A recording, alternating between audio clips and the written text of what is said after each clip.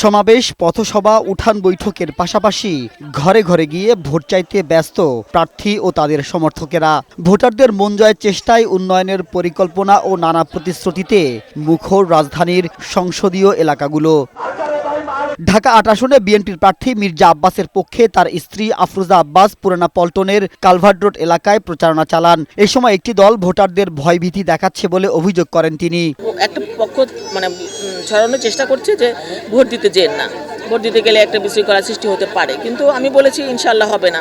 আপনারাই প্রতিহত করবেন, আপনারাই নির্ভয়ে যাবেন, ভোটটাকে দেবেন এবং শক্ত হাতে দাঁড়িয়ে থেকে নিজের ভোটটাকে রক্ষা করবেন। রাজধানীর পূর্ব রামপুরায় জাকের রোডে গণসংযোগ করেন 11 দলীয় জোটের প্রার্থী ও জাতীয় নাগরিক পার্টির আহ্বায়ক নাহিদ ইসলাম। প্রতিটি অলি গলি ঘুরে ভোট চান তিনি এবং কর্মীদেরকে নানা ধরনের হুমকি দেওয়া, যারা আমাদের সমর্থক রয়েছে তাদেরকে প্রত্যক্ষ পরোক্ষকে হুমকি দেওয়া। ফলে এটা দেখলেই বোঝা যায় যে নাহিদ ইসলামের আসনে যদি এই অবস্থা হয় তাহলে সারা বাংলাদেশের আসনগুলোতে কি হবে। ঢাকা 17 আসনে জামায়াতের প্রার্থী খালিদুজ্জামান প্রচারণা চালিয়েছেন ক্যান্টনমেন্টের দক্ষিণ মানিকদি এলাকায়। এই সময় সন্ত্রাস ও দুর্নীতি নির্মূল করার অঙ্গীকার করেন তিনি। আর ঢাকা 16 আসনে বিএনপির প্রার্থী আমিনুল হক প্রচারণা চালান মিরপুর 12 নম্বরের মুসলিম বাজার এলাকায়। জামায়াতের হাতে দেশ নিরাপদ নয় বলে মন্তব্য করেন তিনি। ষড়যন্ত্র তো থেমে নেই, ষড়যন্ত্র চলমান রয়েছে। কারণ একটি জামাত যেই দল যারা 1971 সালে বাংলাদেশ স্বাধীন হোক সেটা চায়নি, তারা রাজাকারের ভূমিকা ছিল, তারা আজকে এসে বলছে চলো একসাথে বাংলাদেশ গড়ি।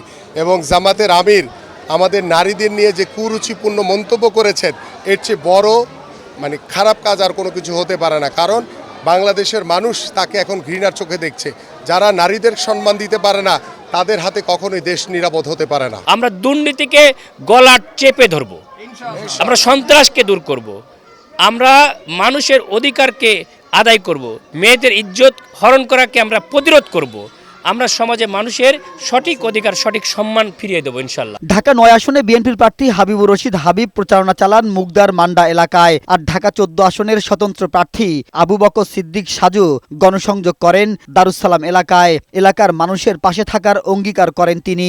অন্য দুই দল বড় হলেও প্রার্থী কিন্তু নবাগত, তাদের কোনো কন্ট্রিবিউশন যেহেতু নেই, এখানে একটা ভরসার স্থল বলে কথা আছে। এলাকার মানুষের জানমাল ও নিরাপত্তা, জীবনের সুরক্ষা, এই বিষয়গুলো তাদের আশা ভরসার স্থল কিন্তু পরিচিত মুখ। আমি স্থানীয়, আমি এখানকার, আমার গ্রামের বাড়ি, আমার উপর তাদের যে ভরসা, তারা আমাকে অকুণ্ঠভাবে সমর্থন দিচ্ছেন। ফুটবল স্বতন্ত্র হলেও ফুটবল বিজয়ের প্রতীক, ইতিবাচক একটি প্রতীক।